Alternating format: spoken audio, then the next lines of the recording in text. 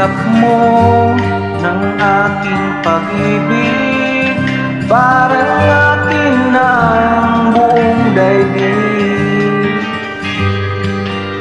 Hinihinta ko sa aking mga kaibigan,